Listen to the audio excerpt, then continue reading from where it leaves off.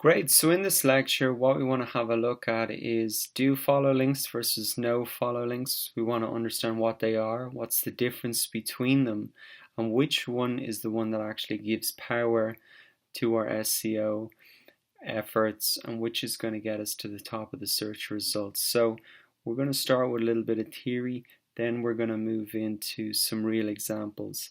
I think this is great to do it now before we start talking about specific link attraction or link building strategies. And also, if you've any doubt whatsoever about what actually is a link, when we go into the real examples, I think that's really going to clear that up. Okay, so just to recap a little bit, we know that search engines see a link as a sort of vote of confidence, i.e. that we're an authority on a particular topic. So if we have a lot of sites from around the internet pointing to our page for this particular topic, the search engines pick up on that and say, whoa, it must be great if everybody's linking to it, and as a result they put it in front of their user who's searching for it in Google. So by default all links are do follow. This means that the vote is passed through the link, the authority is really passed through the link. However, Google developed what's called a no follow link attribute, really with the purpose of tackling spam. So no follow links do not pass a vote through the link. And here's an example of what that actually looks like. This is the HTML code. So as you can see, this is the actual link here, udemy.com, and you can see relationship no follow. So no vote will be passed through, no authority will be passed through this link if I say publish that on my page, and this would be the anchor text. This is what I would see on my page. Okay, so a lot of sites by default are no follow because they want to reduce spam. So sites like Wikipedia, many blog comment boxes, most of the social networks by default they have no follow links. And again, that's really to prevent spamming. Imagine if all the social networks had do follow links by default. Everybody would just be going to Twitter, going to Facebook, going to Reddit, and just posting loads and loads of links back to their site. But of course, there's no sense in that, so they made up this rule, the no follow, and that really takes away all of that activity. Great, so to bring it to life really, I thought let's look at a couple of real examples. And here's a blog that you may be familiar with. It's a guy called Tim Ferriss. It's the 4-Hour Work Week. He wrote a very famous book. But as you can see, he's got a new article published today. And in the article we can see both do follow and no follow links. So for example, we can see a photo credit here and linked off to 𝑀𝑜𝓇𝑒. So what you can actually do is go to view. This is on Chrome, but you can do it on other browsers as well. There's an option for this. You can go developer and you can go view source.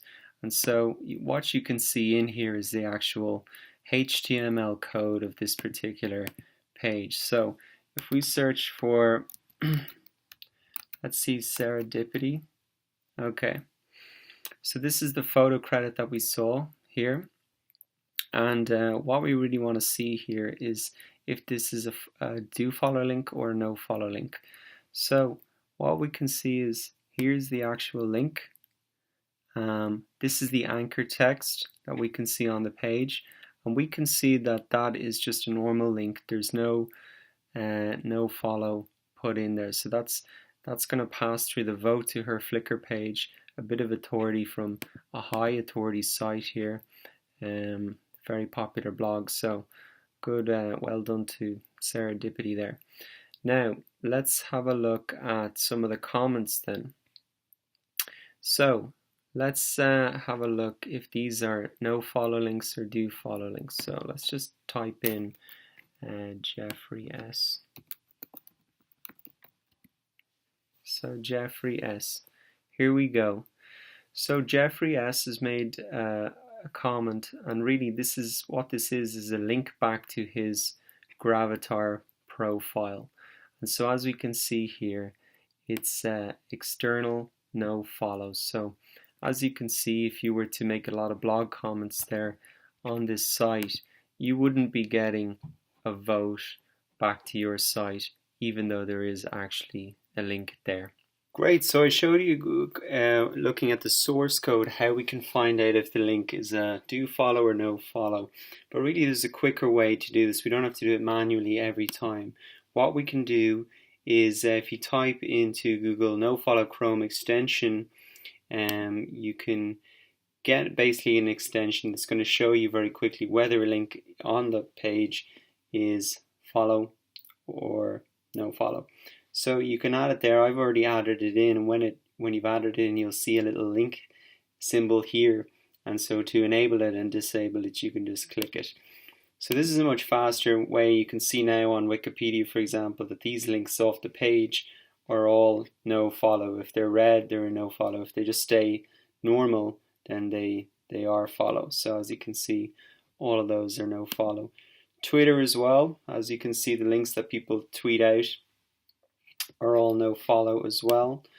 Facebook as well, the links here are no follow. That's the main one.